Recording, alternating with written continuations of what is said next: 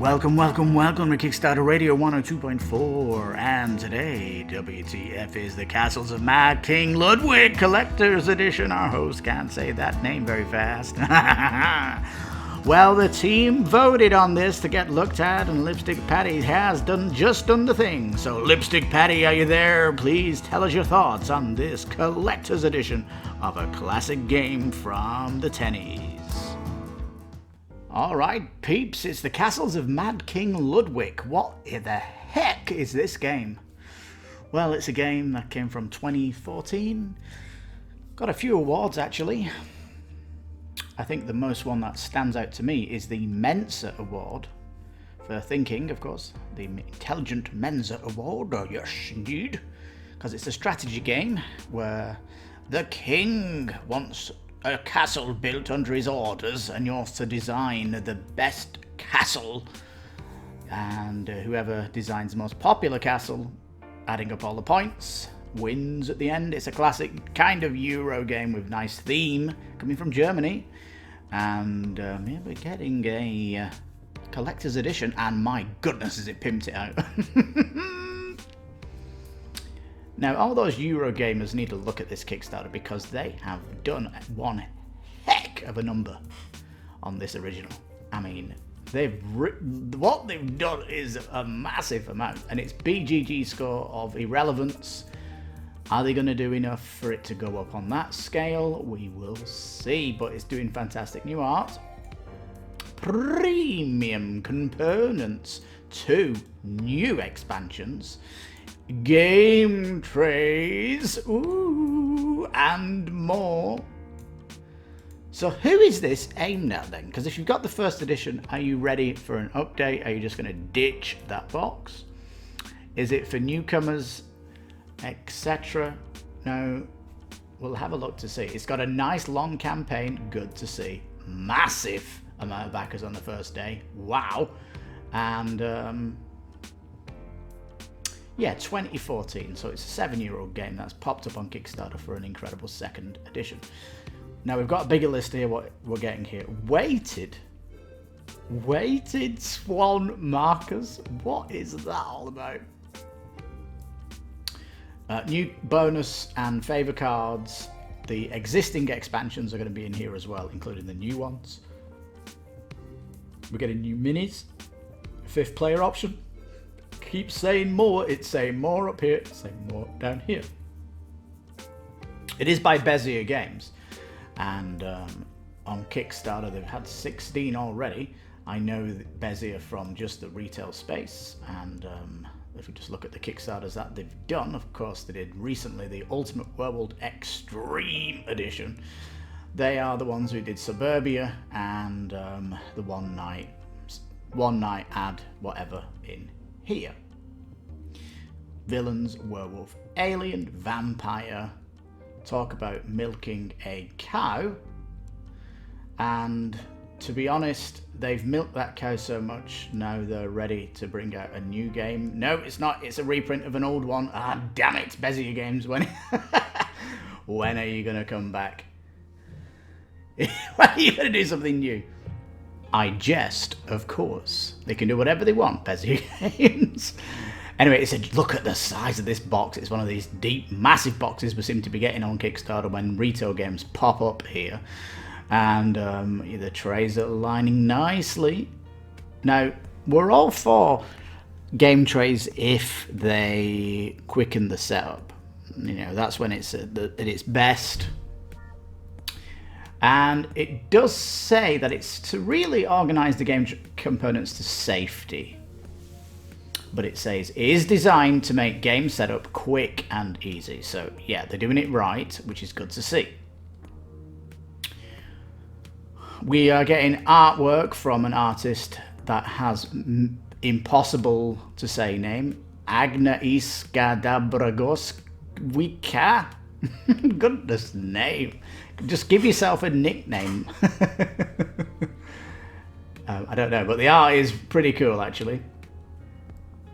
When I see tile games like this, I often wish they did UV spotting for its liquids and fire effects. A long campaign here, maybe they are possibly can be talked around to doing some UV spotting. It is destined for December. So there's time to do that. It just makes the boards look like you've done as much as possible to kind of polish them when it has UV spotting on them. Now it does say, it talks about how they've gone to design these. They are looking nice, I'll give it that. The expansion has, of course, updated the art for the expansions too. You're getting all that.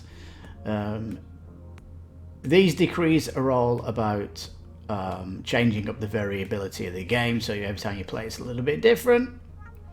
And they are going to affect certain things in the game for scoring. So it's kind of like a thematic Euro at its heart.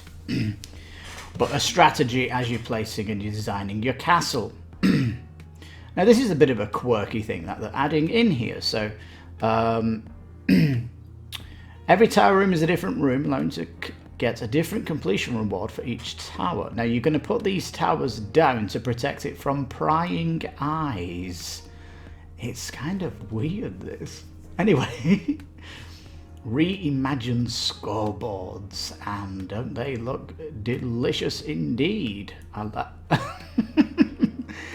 It is going to be interesting. I'd love to see a picture of this on the board with the scoreboards out, and maybe a 2 or 3 player version of what it looks like on the table when people have designed the castle. But as it is, it's still looking kind of abstract if you're new to the game here. Rulebook, of course, has been updated with some new art, all the new pieces coming out here. It looks nice and clean, modernized. Of course, the upgrades are going to include some coins because they don't want you buying it off Etsy, do they? They want you to get it from them, which is what they should have been doing at the beginning with all Deluxe boxes. They definitely need to look at what Etsy's been doing to the original game and going beyond what Etsy could do, because they've been basically ripping money off people and not paying any loyalties to the main game. But hey. Now here, colossal upgrades. Now here, it's going to come with more rooms, different secret passages, it says, and just more things to play with when you're designing your castle, which is great. Why are they calling itself colossal, though? It says a box of colossal rooms. So are they really big, these rooms? Now the videos will give you a spin on the game, because these have obviously played the original game, and they will tell you that this new edition is looking hot to trot. And really, if you don't know, if you've not played the original game, check out the videos. You might think, oh my goodness, this is looking great, modernized version of it. Obviously, there's getting a lot in the box here to play with. The swans, the weirdest weighted swans. Why do you need weighted swans? And the towers here look like they're getting pre-painted as well. They're looking okay. And there we go. So this, what you're looking at here, is the Pledge 1 Collector 99. There is a Royal tier, a Colossal tier. So now, instead of saying everything that you've just looked at above, they're kind of pasting it in again, so you've got to scroll down more. So the difference here then is the coins, it looks like, and the plastic tokens and the poker chips. And then when you go to Colossal, these are the... you see, look, they are much bigger. Look at that size. What is that percentage-wise? 300% maybe. It's like a giant version of it.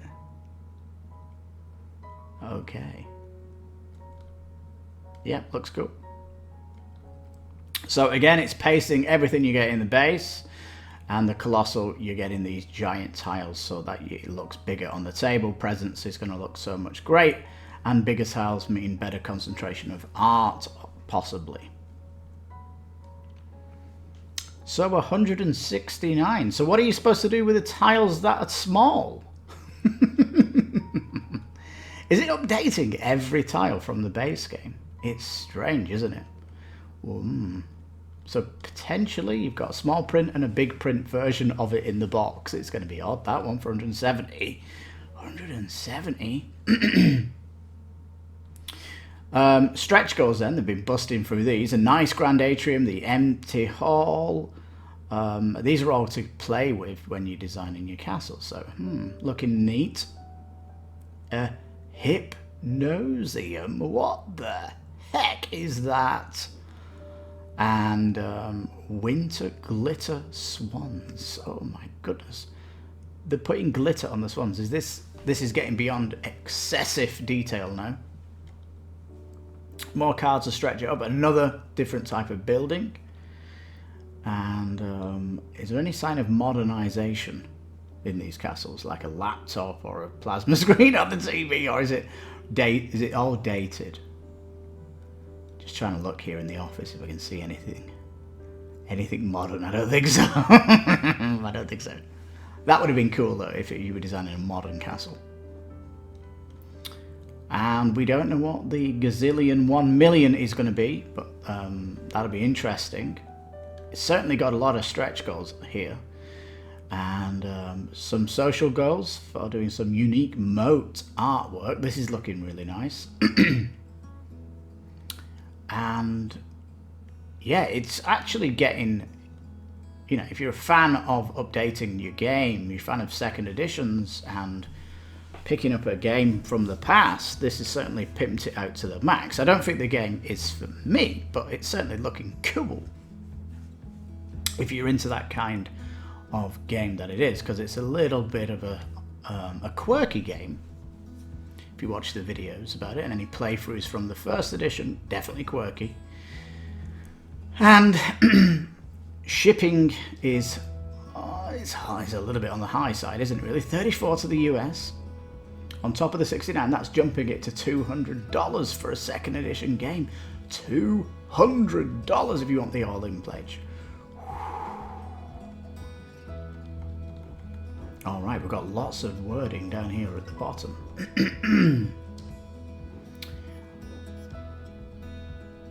Let's jump up to the top, peeps. Well, there we go. The Castles of Madwyn Ludwig Collector's Edition. The main draw here, though, is the giant colossal edition with the big tiles, I think, where you've got a fantastic presence on the table, and it would be fun for families to get together and make big castles. You've got the nice variability of the of the cards, which are getting stretched as well. It is looking all nice. You know, you can do some UV spotting on water, the gold that's in the room, and stuff like that. Maybe have some modern touches in there, just to make it look like you're doing a modern castle, I guess, for the king. That would have been nice. But but yeah, there we go. It is an old retail game that's flopped on Kickstarter, saying, "Hey, look at me! I'm dressed up with new art components and some new expansions." Will it raise its BGG irrelevant number though to where people start liking this game? That is something that waits to be seen. And maybe this is going to come to retail too.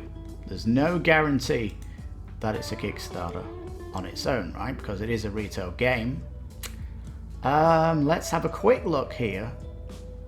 I'm confused by the Colossal. What is it? 4 times larger than the regular game. Were people complaining the tiles were too small in the first game? Well, not anymore. Player age 14 plus. It is a Mensa game. It is strategy, but that's its kind of main point of the game, is a strategy of designing.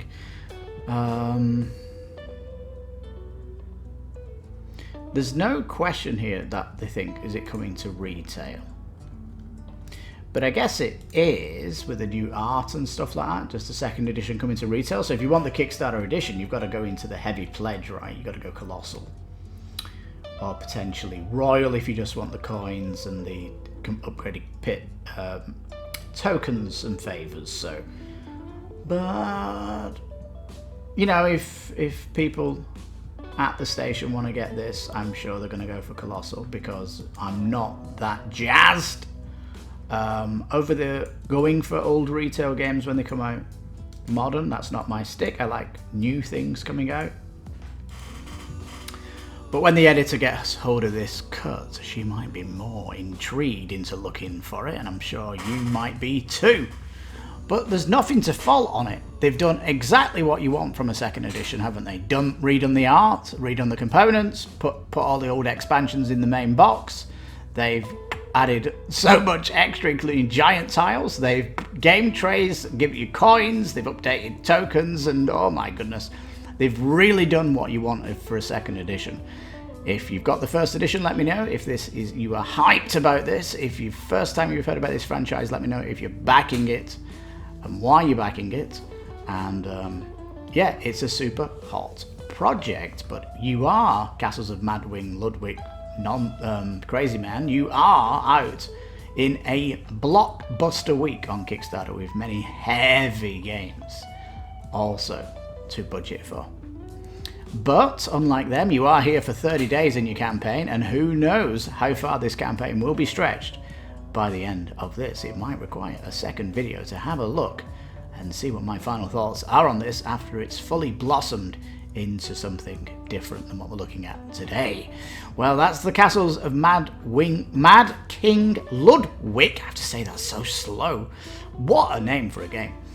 And certainly a second edition worth looking at, and done correctly on Kickstarter with real stretch goals coming from the team at Bezier Games, which seem to have knocked it out the park here. So yeah, wow, I definitely recommend it, but please watch some videos, see if you like the gameplay, and yeah, on that bombshell, thank you so much for watching. I've enjoyed looking through this Kickstarter actually, and I've been your host, Lipstickpaddy.